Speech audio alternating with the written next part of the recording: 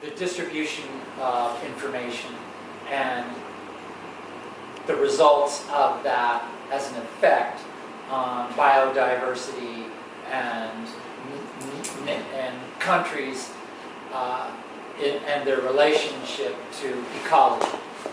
So he was like, early on, an ecological artist, but not because he was interested in saving the world, but because he was interested in how information has an impact on the surface of the earth. So he would like, if you bought a Peter Fenn, you would buy a satellite feed, an hour's worth of satellite feed. Or you'd buy a catalog of newsroom tapes. And then comes Dennis Balk. So this is my first piece in New York. It's called Pretext. And what I wanted to do was talk about discourse.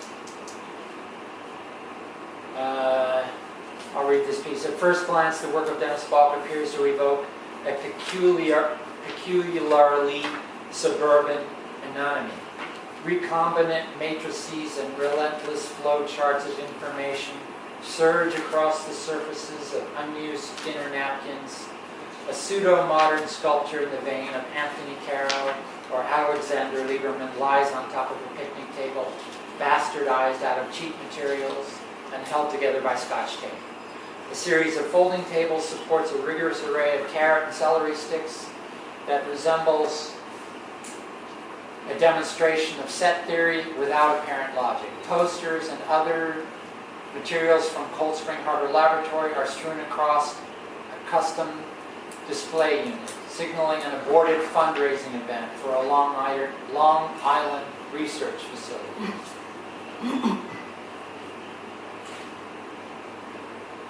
Taken together, it suggests a cultural Chernobyl as envisioned by a basement hobbyist and autodidact. Do you want to define any of that? I love cultural Chernobyl. So none of us should get near you. Raphael, autodidact? I like self-taught. Self-learning. Self-learning. But the imitations here of crackpot rambling are misleading. Balk's actual intent is to focus on the relationship of the individual to such overarching cultural paradigms as history, genetics, and the nature of perception. He views his work not simply as sculpture, but as the manifestation of rhetorical propositions, a framework for the interplay among language, objects, and other materials which can be apprehended both abstractly and on the level of image. In this respect, Balk draws upon the legacy of Bruce Nauman, as well as the starker, more reductive strategies, blah, blah, blah, Kossuth, Barry. So yeah, this is how I entered in New York, with this sort of setting a kind of logic into motion.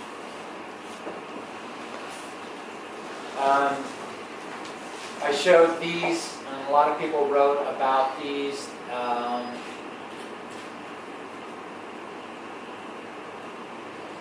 This piece was called Genetics with French Revolutionaries. What drives genetics with French revolutionaries, for example, is a democratic faith in the recitation of facts.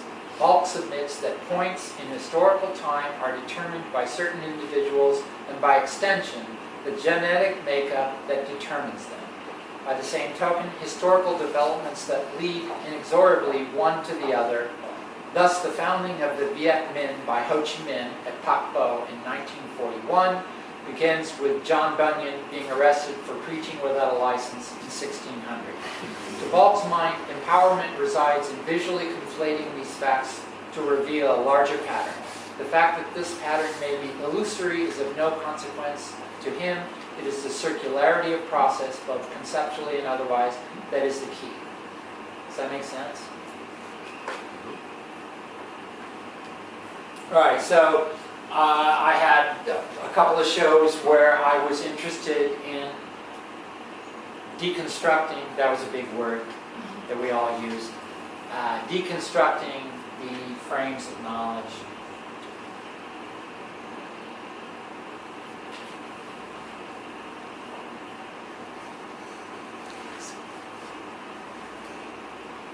What is the material? Fine point Sharpie on tablecloths, napkins. Yeah, so they were big, heady pieces that I was interested in deconstructing literature, publishing, and the relationship, things like that. 2 incomplete statues of Aldous Huxley. God. No problem, don't worry.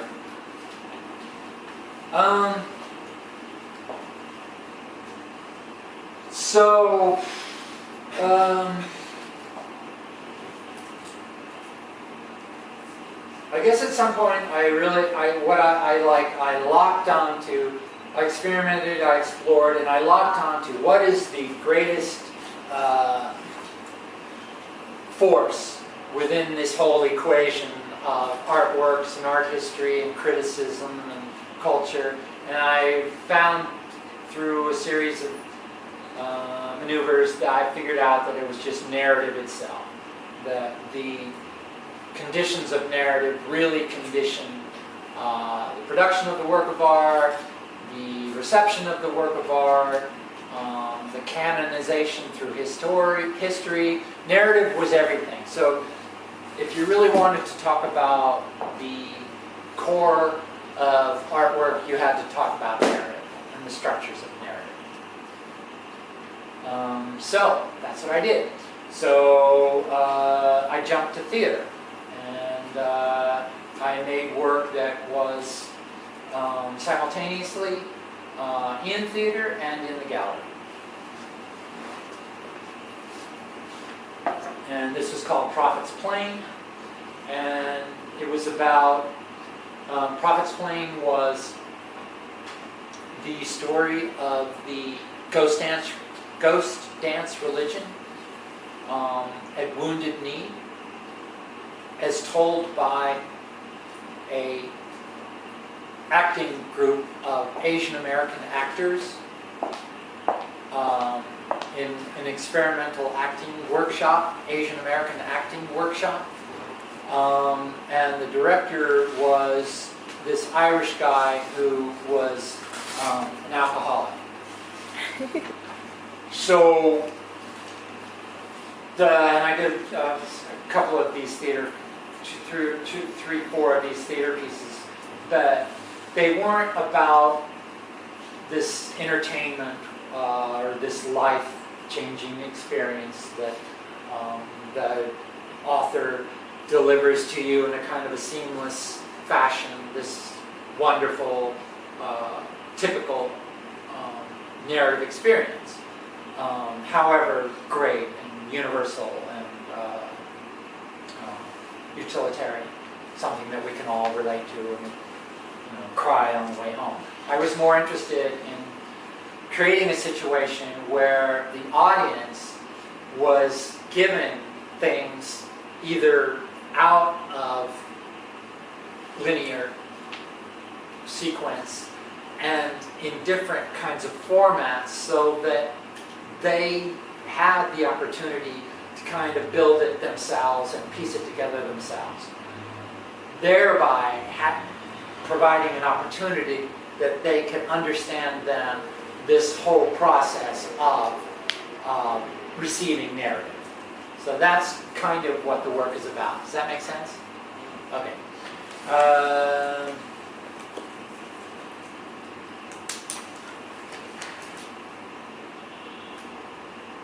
So are you using, may I interject, are you using that as an, are you getting at the notion of knowledge as being something that we construct or create or try to discern in all these... Yeah, but not knowledge anymore. More, it's just knowledge is out of the picture, and it's just all about narrative, the delivering of a narrative, so that in such a way that you can understand that you're in this receiving mode. Right.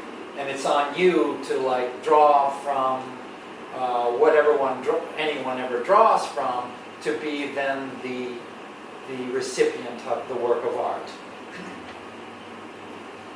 That there's a kind of mechanics to it, where even though you can be a passive receiver, I mean, it's not, other people have done it. Certainly Godard did it, you know, a lot of people do it. In film, the great models for film were that it's a film about the making of the film, about the film you're watching, and you are the audience, are in the film, watching the film being made while you're watching the film. It was all, you know, like very much exposing the process of the fiction, of authorship, which is another whole tangent that I was certainly into post-Roland Barthes' Death of the Author. We all were. We were very much into the idea of killing the author. You know, like there is no one is out there writing the great scenario, that the great scenario is merely a reaccumulation of already existing fragments and cultural memes, and there's nothing new under the sun except the reformulation of it. I keep wanting to read something here. Prophet's Plain is a Western, or more precisely, it is a narrative that is revealed over a period of time through multiple sites of delivery. Posters, letters, a 3-act play, comprise these sites.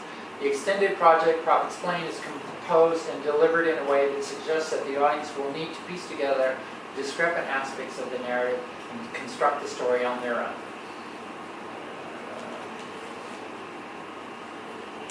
Oh, that was my right.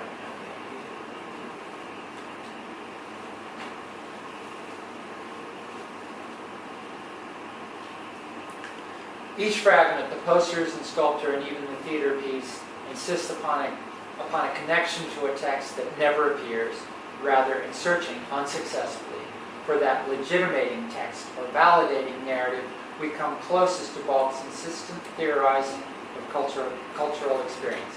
In Prophet's Plain, Balk has gone to extraordinary lengths to invoke a Western without producing one. The result is a meditation on a genre as a fundamental cultural code. The code Balk implies affecting the art world no less than storytelling.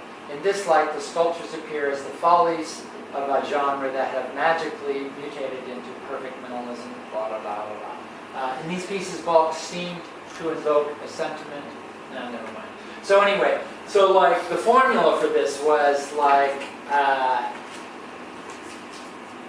maybe I should just move on. But anyway, in the theater, you go to the theater and the actor is in rehearsal and there's nothing there.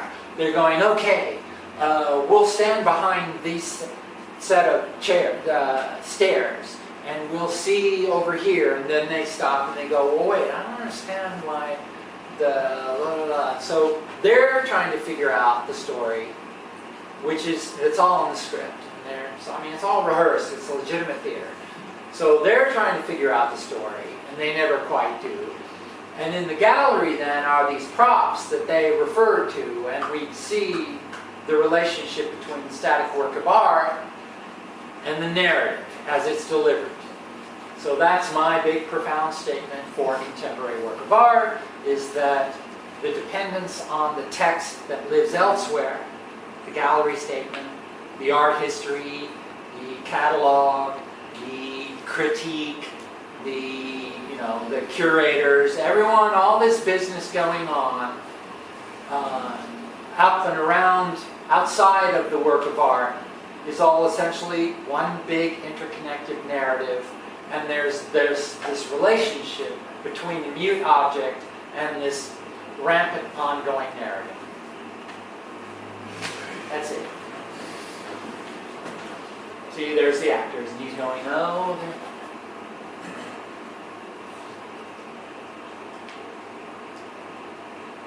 so then I went on. I was on a roll. I did another one piece in Matthew's gallery, Bitter Taste. Bitter Taste, it was 5 stage sets, little stage sets. And we went from here to here to here to here to here. They were out of linear sequence. But by the time you got to the end, you go, oh, okay, I get it. So he gets murdered there, she gets raped there, and blah, blah, blah. But by the time it all comes together, you understand the story. The story is that it's a group of actors who are on the set of the docudrama of the Uffizi bombing in Italy, but they're not the essential roles of the documentary. They're like the behind the scenes, people at a cafe, that kind of thing. So I really, I wanted to get about as subtext out as you possibly could. And then in Emerson, which was really a challenging piece, I wanted to look at collusion and contradiction in a much more profound way. And this is where so don't answer it. This is where I was really a corner turner for me. I turned a corner with Emerson outside Islam. I began to see the ideology is the source of abstraction. Ideology is the palette. Ideology is the raw materials. Ideology is the thing that matters. Not in support of, or not in refer to, or not in contradiction to, but in collusion. To form some association that is difficult. So in Emerson Outside Islam, I think it's pretty obvious, I took Islamicist ideology and tried to force it to have a relationship with Ralph Waldo Emerson.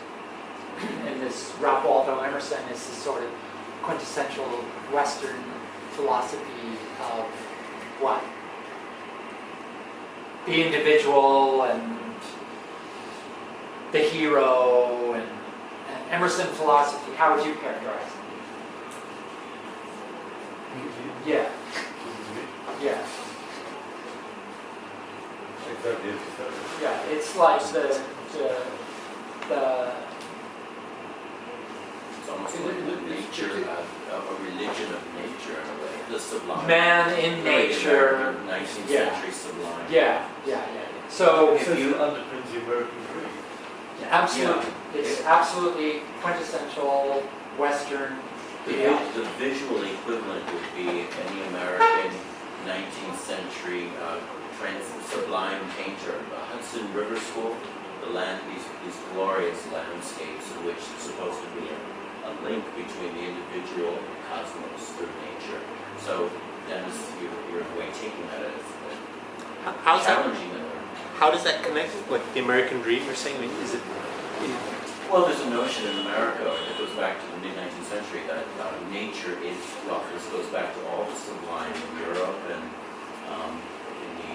really the 18th and 19th century, drawing parallels between nature and the cosmos. Nature as the handiwork of God, of some higher being, and that somehow we have a place in that whole scheme of things, and that it does become a grand narrative in the back of the American psyche, that we're part of all of this. And the Western grows out of that. You're very interested in the Western, the Western film, those things that's confidence in nature and American West. Well, the conquering dependence on the individual. Yes, and the individual, the heroic individual, the cowboy who goes down the street and outshoots anybody. And but also Thoreau. It's like it's the individual's as agent, duty as able to to do be great things. Yes. Okay. Anyway, Or so create meaning, right? Significance and meaning to. yes. I mean, I see you as in some ways challenging that. Right? You take these things and force them to converse. Emerson, Islam, and we're trying to make some. Trying to draw something. Right. From, And it's challenging.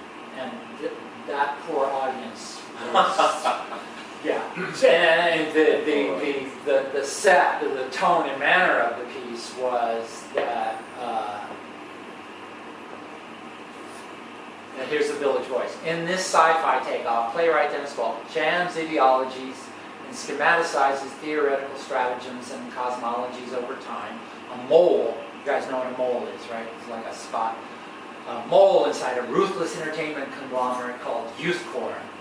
Eddie Caution is psychoasthenic. He has a phobia for major life decisions and is terribly dependent on his dominating wife. It's not until he discovers Ralph Waldo Emerson and flirts with the teaching of Muhammad that he experiences a fugitive sense of liberation from the rigidity of an accepted system of belief. Fugitive sense of liberation. So it was very much a spin-off of Godard and Alphaville. In Alphaville, I think his name is Eddie Caution too. I think I totally lifted it. So it was just this idea of contradiction and collusion and all of these radically discrepant ideologies and things and genres and storytelling and narrative function and audience expectation, and try to make none of it work. That was the goal. It just could not work. The audience had to experience it as like, oh my God, this is not working. That's what I wanted. That was success for me. It was like, go to the theater, walk into the gallery and go, oh my God, no, that's not, doesn't belong together. Stick to one genre, or try just one thing, or that's what I want, and that's what I'm still after. That kind of like putting things together to form, to make the audience go, oh, I understand the larger picture of these genres now, and these fragments from discrepant ideologies, and so how far back, dialectically speaking, can we be offered? Dennis, when was this? This is 95. I know. Should I just skip 10 years? All right, more theater pieces. Sounds like a precursor from 9/11. What? Sounds like a precursor from 9/11. Oh, you want to talk about 9/11? 9/11 and the... Again, so this is Bitter Taste.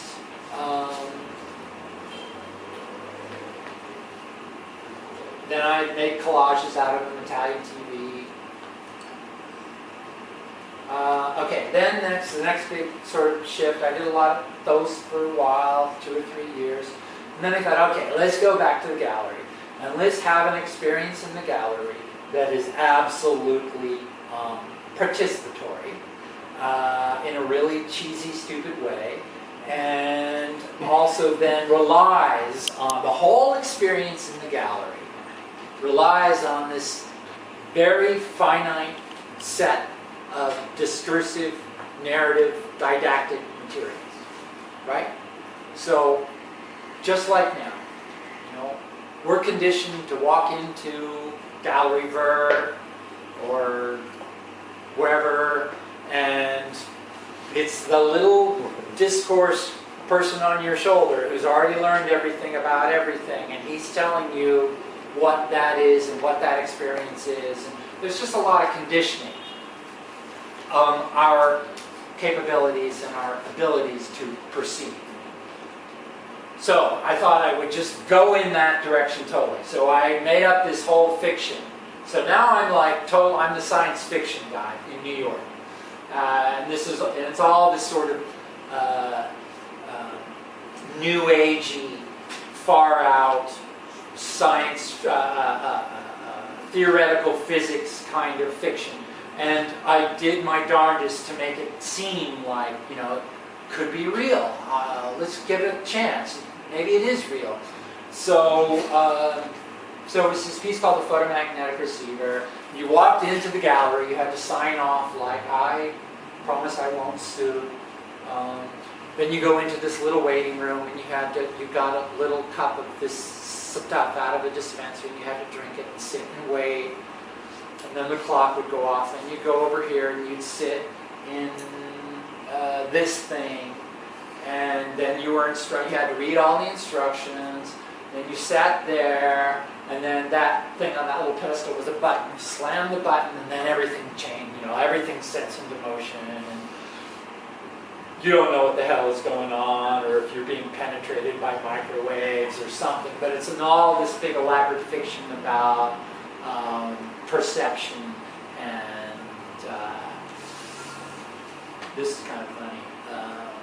Again, time out. In his new 3-stage installation, Photomagnetic Receiver, Dennis Balk toys with our naive faith in art's ability to provide the transcendent experiences, whether, as in the case here, through mind-altering chemicals, Balk's proprietary Abraxas solution, or by encountering the alien, Receiver's pod-like form. When I asked a guy in the gallery if Abraxas solution really worked, he smoothly replied, "Yeah, I've been drinking it recreationally all day." Dude, I was ready for my trip on Spaceship Balk. After reading the arcane receiver instructions, I downed my Dixie cup. I sat on a stool in the middle of 2 parabolic antennae. I pressed the button, a red light clicked on, a faint ambient electronic soundtrack began to play, having activated the long dormant magnetic sensors of my brain. I got up and followed a green light to the 3rd and final stage, the Abraxas light event. A rare spectral phenomena, actually was more like a washed out spiral of color projected onto a white tabletop. Okay, so I wanted ecstasy of St. Teresa, and I got filtered dusty light instead. Casually I looked around at the props scattered around the receiver, a shelf stacked with junked computer parts and 7-Eleven. Here's the punchline. I kept thinking of another image, that of William Burroughs gazing with concentrated sincerity into Byron Gyson's dream machine, attempting a journey into the paranormal. The photomagnetic receiver, Balk gives us the gray area between desire and reality, and the sad truth that the incandescent moment is impossible. Okay, so there's Colin.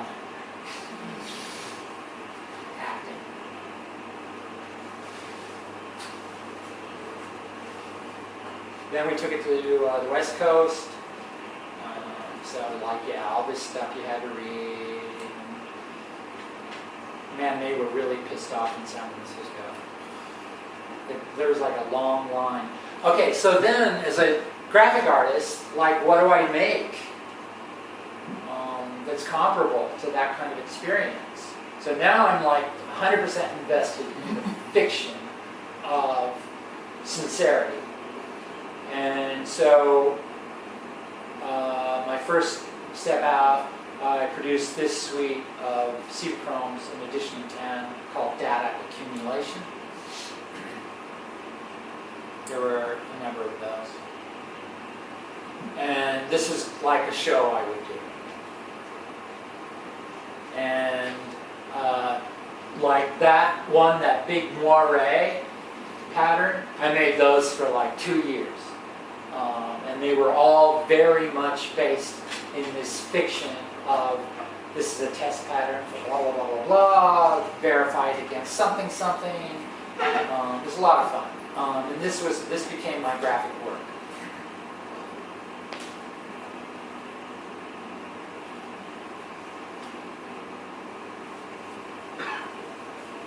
My paintings, then I did paintings, and these were my paintings. And they were like fictional printouts of some place, some group of people doing something, attending to some manner of business.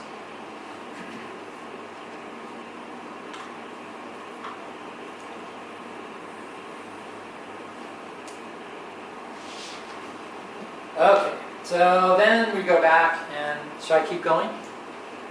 Okay, so then I go back and I'm back into much more picture making mode, which is really where I am most comfortable.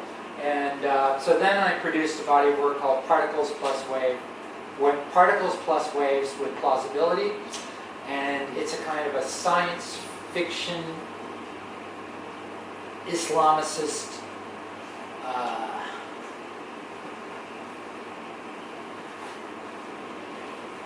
A few years ago, I began to design a particle, one of infinitely small scale, occupying a strata shared with other like-behaving units